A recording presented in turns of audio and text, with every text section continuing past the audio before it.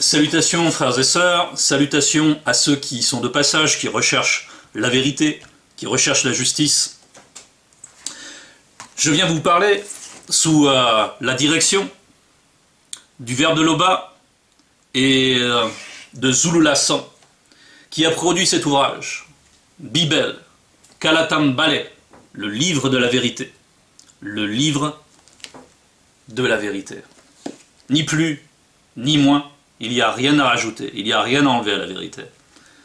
Donc, nous allons entrer dans cet ouvrage, non pas dans les Bibles traditionnelles. Et nous allons aborder un sujet central pour ceux qui recherchent, justement, non seulement la vérité, mais aussi l'explication des choses, de l'existence, de notre existence ici-bas, un but qui se demande mais à quoi bon tout cela? Je suis là, je suis de passage, je vois des choses, j'entends des choses, je me laisse convaincre par certaines choses, je suis influencé par certaines choses, et par certaines idées, par certaines doctrines. Et donc le passage dans lequel on va aller dans Bibel, c'est Esombe 41. Au verset 20, Esombe chapitre 41, au verset 20, c'est à la page 762. Le thème c'est la sanctification, avec un S majuscule. Et si on revient au début du chapitre 41, il y a le thème général c'est persévérance. Donc la sanctification, c'est à voir avec la persévérance. La persévérance, quand on dit persévérer dans quelque chose, c'est donc qu'on a commencé un chemin, et qu'on continue dans cette voie, malgré l'adversité, malgré des épreuves, malgré tout ce qui peut survenir, on persévère, on perce le mystère. Bon. Donc, la sanctification, comme la persévérance, c'est un cheminement. C'est pour ça que la sanctification est intégrée à la persévérance. Ok, la sanctification, donc avec un S majuscule. S majuscule, pourquoi? Parce que la sanctification n'est pas quelque chose qu'on décrète par soi-même. Non, la sanctification, c'est le décret du Verbe. Pour ceux qui veulent, qui désirent connaître la vérité. Donc ce n'est pas par l'effet de nos propres efforts qu'on peut arriver à se sanctifier. Car nombre de doctrines, hindouistes, des doctrines qui prônent la méditation, le bouddhisme, etc. Nombre de doctrines tentent de faire croire que l'on peut se purifier par soi-même, par l'effet même de sa volonté. Alors que cette volonté-là, elle est déjà corrompue. Parce que la volonté est liée à la pensée. Et ils prétendent qu'ils ont le pouvoir en eux-mêmes. Ils ont de l'orgueil, donc. Ils disent aux gens que c'est par eux-mêmes, c'est par moi-même que je suis arrivé. J'ai imité tel modèle et j'y suis arrivé. J'ai atteint tel état des choses. J'ai atteint un état de sainteté. Et on voit des hommes qui se déclarent saints dans le monde. Ils rendent témoignage d'eux-mêmes. Et les gens les écoutent, et les gens les croient. Non, la sanctification n'a rien à voir avec ce genre d'état de conscience. Non, ces gens-là, ils aiment être admirés. Ils aiment être considérés, ils aiment la gloire des hommes, et ils prétendent donc qu'ils sont saints, mais à l'intérieur, ils sont pleins de malice. Non, là on va s'intéresser à la véritable sanctification, donc celle qui vient du Verbe de Loba. Donc au verset 20, car Loba par son Verbe ne nous a pas appelés à l'impureté, mais à la sanctification. Voilà. Donc si vous avez reçu un appel, vous pensez avoir reçu un appel, vous avez peut-être entendu parler de JC, de Jésus, d'autres doctrines, vous avez entendu divers appels, parce que il y a tellement d'idées religieuses, il y a tellement de croyances différentes, et ce sont autant d'appels. Et tous disent, venez, la paix est par ici, venez. Mais au milieu de tout cela, il y a une seule vérité. Donc, il faut bien faire attention à quel appel on reçoit. Et normalement, si c'est la vérité qui vous a appelé, elle vous sanctifie. Le processus, elle vous amène dans le processus. Parce que la vérité, quand elle se manifeste, et que vous l'acceptez, elle plante la foi en vous. Mais cette foi-là, c'est la foi en la vérité. Et ça fait toute la différence. Parce que c'est une puissance en même temps. Et si vous vous fiez à cette puissance, et c'est cette puissance qui vous nettoie. Voilà. Donc, il faut faire la différence avec ces doctrines qui promettent de vous rendre saint, qui vous promettent une vie après la mort. Mais est-ce qu'elles vous rendent vraiment pur, ces doctrines? Est-ce que ces appels-là vous ont rendu pur? Est-ce que vous êtes arrivé à vous défaire de vos travers, de vos péchés, de vos mauvais penchants, de toute forme de malhonnêteté, d'iniquité, d'impureté? C'est la question qu'il faut se poser. Est-ce que vous êtes vraiment lié à la vérité? Parce que si vous n'avez pas été lié à la vérité, vous faites fausse route. Et tout ce que vous projetez comme raisonnement, comme sensation, comme idée, tout ça, en fait, c'est complètement vain. Donc, on va aller au verset 21. Celui donc qui rejette ses préceptes, c'est avec SES, les préceptes du Verbe. Celui donc qui rejette ses préceptes ne rejette pas un homme, mais le Verbe de l'Oba. Pourquoi on parle d'un homme? Parce que, justement, Zulula, à l'apparence d'un homme, il est un homme. Il est un homme dans cette période du visible. Mais il n'est pas que cela. Il fait un avec le Verbe. Quand il parle, ses paroles sont vivantes. Elles vous sondent. Elles vous travaillent. Elles vous perturbent. Elles vont voir jusque dans vos profondeurs. Et on se sent mis à nu. Maintenant, est-ce qu'on va accepter d'apparaître dans cette nudité? Est-ce qu'on va manifester l'humilité face à l'enseignement qui émane de Zulula? Ou est-ce qu'on va vouloir continuer à se construire des faux raisonnements? Non, JC m'a sauvé, et intérieurement, je peux continuer à faire n'importe quoi. De toute façon, JC me sauve, il me blanchit. Me blanchit. D'ailleurs, il est blanc, parce que c'est un imposteur. Parce que le véritable Christ est noir. Toute la lignée des prophètes, des patriarches est noire. Depuis Moto jusqu'à aujourd'hui, Zulula. Et donc, si on rejette l'enseignement qui est permanent, continu, qui ne change pas, si on rejette l'enseignement apporté par Zulula, ce n'est pas simplement un homme que l'on rejette. On rejette le Verbe du Créateur, qui est au contrôle de toute la création.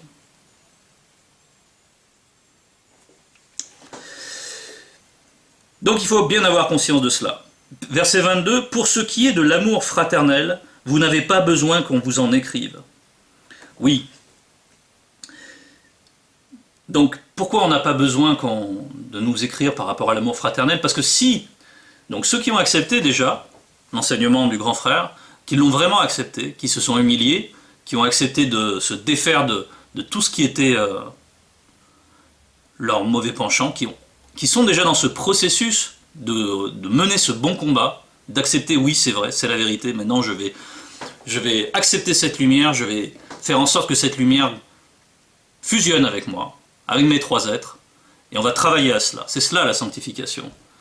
On va travailler, j'ai bien mis le on. Le on, c'est pas seulement soi-même, c'est être conscient du Verbe et rechercher cette intimité avec l'enseignement, avec le Verbe, travailler sur la confiance, et parce que qui dit intimité dit confiance. Qui dit confiance dit foi. Donc la foi c'est un certain degré, après il y a la confiance. Et c'est toute une progression. Après il y a encore l'assurance. Et c'est encore une autre progression. Et tout ça c'est le processus de la sanctification. C'est le cheminement avec le Verbe. C'est se laisser conduire, se laisser purifier par le Verbe, qui nous fait grandir spirituellement et qui nous rend vivants spirituellement. Donc, quand on expérimente tout cela, eh bien, il y a une manifestation qui coule de source, c'est l'amour fraternel. Et qu'est-ce qu'il y a dans l'amour fraternel? C'est que dans mon frère, dans ma sœur, je vois quoi? Je vois le même amour du Verbe. Cet amour est spirituel, donc. Je vois comment le Verbe travaille en lui, comment le Verbe se manifeste en lui, et cela doit me réjouir. Cela doit m'édifier même. Et réciproquement. On est dans le partage, dans l'amour réel. Voilà. Et donc ça, c'est quelque chose qui vient naturellement, lorsque véritablement on expérimente l'enseignement. On le met en pratique. On continue dans le verset, « Car vous avez vous-même appris du Verbe de l'Oba à vous aimer les uns les autres selon la vérité. » C'est exactement ce que l'on vient de décrire ici. Selon la vérité. C'est très important la précision. Et la précision, c'est Bibel. Ici, il n'y a pas de possibilité d'interprétation large, évasive, et qui mène au flou, qui mène donc à un certain degré à la confusion. Non, non, Bibel ne laisse pas la place à cela. C'est en cela qu'on la distingue bien des autres écrits qui se disent être le récit de leur Dieu.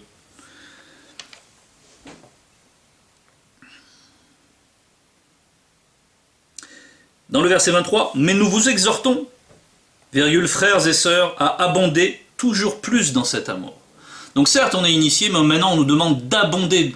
Parce que on a été à la source, on vient se rafraîchir à la source, on vient se purifier à la source. Et cette source nous fait croître. Cette source, c'est le Verbe de l'Oba. Elle nous fait croître, elle nous fait croître, elle nous fait croître. Et maintenant, quand on croit, on abonde. C'est-à-dire qu'on va manifester des fruits. Abonder, ça veut dire manifester des fruits. Toujours plus dans cet amour. C'est l'amour de la vérité qui est à la racine de la sanctification. Il faut que cet amour grandisse, devienne de plus en plus intense, développe le zèle. Et une fois que le zèle est bien développé, comme ça, on est de plus en plus actif et on abonde en bonnes œuvres. Des œuvres qui ne viennent pas de nous-mêmes, puisqu'elles sont à l'origine amenées par la foi, par le Verbe, non seulement à l'origine, mais au cours du cheminement de la sanctification. D'abonder toujours plus dans cet amour, virgule, et à mettre votre honneur à vivre tranquille. Et à mettre votre honneur à vivre tranquille. Donc mettre son honneur à vivre tranquille, la tranquillité ici c'est la paix. À vivre dans la paix. À rechercher la paix. Déjà avec les frères et sœurs. Et le fait de mettre son honneur à vivre tranquille, dans les gens qui sont à l'extérieur de la vérité, eux ont cette tendance très naturelle à vouloir mettre leur honneur par rapport aux autres, à vouloir se comparer aux autres, toujours. Et ils tirent leur honneur les uns des autres. Ils se flattent les uns les autres, ils se comparent les uns par rapport aux autres. Là, ici, le Verbe nous demande de nous satisfaire dans l'intimité, même dans notre relation, même avec le Verbe, et de jouir des fruits qu'il nous donne, de les vivre. Et un des fruits principaux, c'est la paix. C'est la paix. La paix, c'est essentiel. Sans la paix, il n'y a pas de bonne réflexion. Sans la paix, il n'y a pas de possibilité de voir clairement. Il n'y a pas la lumière sans la paix. La paix, ça va avec la lumière. Donc, de mettre notre honneur à vivre tranquille. Il y a tout ça dans le fait de mettre tranquille. Et notre honneur, notre gloire, c'est le Verbe. Et ça, on l'expérimente aussi. Mais je ne vais pas m'attarder plus sur cet aspect. À vous occuper de vos propres affaires. Donc vivre tranquille, ses propres affaires, ça ne veut pas dire non, je ne vois rien de ce qui se passe à côté de moi. Non, non, s'occuper de ses propres affaires, ça veut dire de faire en sorte de ne pas aller voir se comparer les uns les autres. C'est justement se comparer, ah tiens, un tel a telle chose. Parce qu'en fait, dans cette comparaison, dans cette recherche de tiens, qu'est-ce qu'a l'autre par rapport à moi, etc. Bon, ça va créer des insuffisances, ça va créer une sorte de conscience altérée et là, ça va ouvrir des portes pour le monde occulte. Celle de l'envie, celle de la jalousie, et qui ensuite vont ouvrir encore d'autres portes, celle de la médisance. Et après, à partir de la médisance, celle des disputes, et celle des disputes, celle des scandales. Et c'est tout un processus dans lequel s'engouffrent nombre de démons. Donc, c'est pour ça que là, on est vraiment dans le thème de la sanctification, c'est-à-dire qu'on ferme ces portes dans le fait de mettre son honneur à vivre tranquille et de s'occuper de ses propres affaires. Donc c'est cela, c'est pour cela qu'on parle de cela, des propres affaires. Et à travailler de vos mains, comme nous vous l'avons recommandé, en sorte que vous conduisiez honnêtement envers ceux du dehors.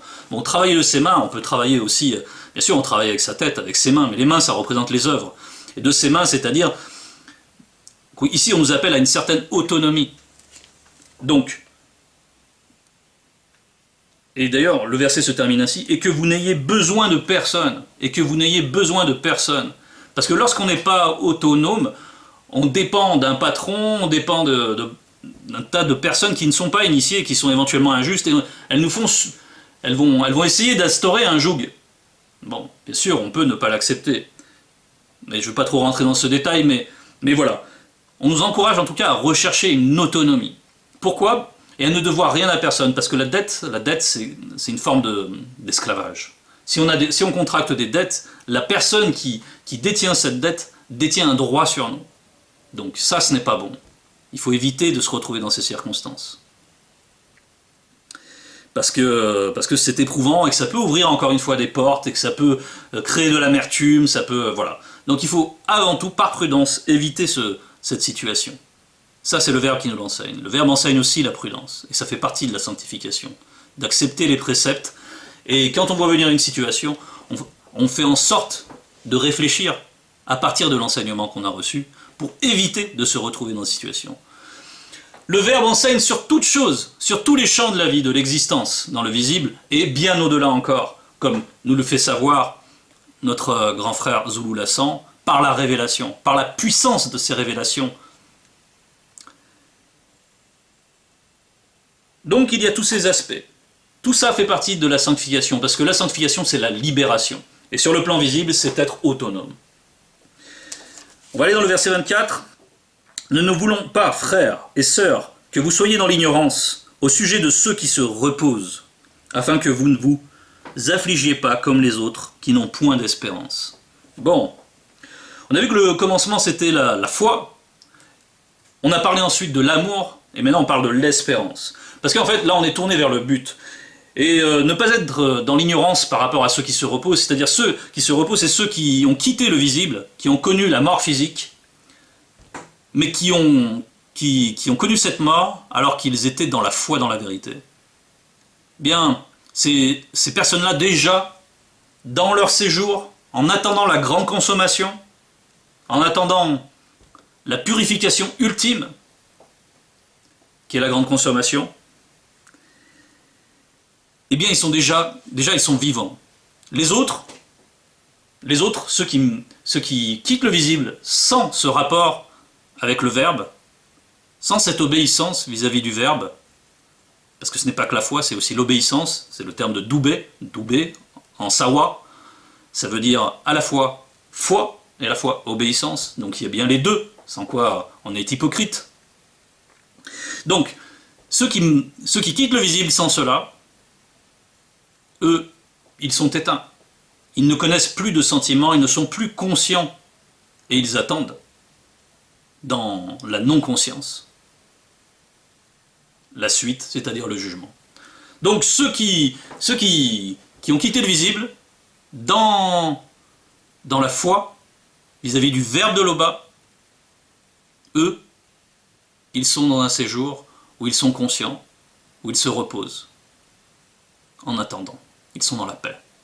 Donc, effectivement, ceci doit nous amener à espérer. D'ailleurs, il est important de se poser la question, vous qui êtes dans différentes foi, vous prétendez connaître la sanctification, mais là, si on vous dit là tout de suite, là, dans 20 minutes, tu vas quitter le visible, tu vas trembler ou pas? Tu vas trembler ou pas? Tu vas être sûr de ta foi? Tu vas penser à tout ce qui t'entoure? Tu vas être sûr de ce qui t'anime? Ou tu vas commencer à aller en tous sens, à t'agiter, à t'angoisser? Est-ce que vraiment tu vas manifester la paix par rapport à ce départ? Est-ce que vraiment, déjà, tu as appris à te considérer comme un voyageur dans le visible? Parce que si tu as appris à te considérer comme un voyageur, c'est le Verbe qui t'a enseigné à voir les choses du visible ainsi, à te détacher des choses du visible. Donc tu pars, tu prends tes bagages, tu sais que tu prends tes bagages, c'est l'heure, c'est l'heure. Et tu pars dans la sérénité. C'est à ce degré-là de foi qu'on doit arriver. Et la sanctification, c'est ce qui nous amène à cela. Parce que quand vraiment on vit ça, quand vraiment on vit le message, on est transformé. Et enfin, verset 25, « Car si nous croyons que Jogi Sabe est mort et qu'il est ressuscité, croyons aussi que le Mundi ressuscitera ceux connus qui sont morts physiquement et non spirituellement, dans la foi de la vérité. » Dans la foi de la vérité. C'est pour ça qu'ils sont morts physiquement et non spirituellement. C'est parce qu'ils étaient dans la foi de la vérité, qui est le commencement du processus de la sanctification dont j'ai parlé au départ. Donc je ne vais pas rentrer dans les détails de ce qu'est la résurrection ici. Ce n'est pas le but du message. Et Zulula a enseigné à bien des égards à cartographier tout ce qui concerne l'après-vie, avec moult détails. Et on trouve une grande partie de ces révélations dans Bible, donc à la Tambale. Donc, c'était l'exhortation que l'Oba soit glorifié. Et il en est toujours ainsi.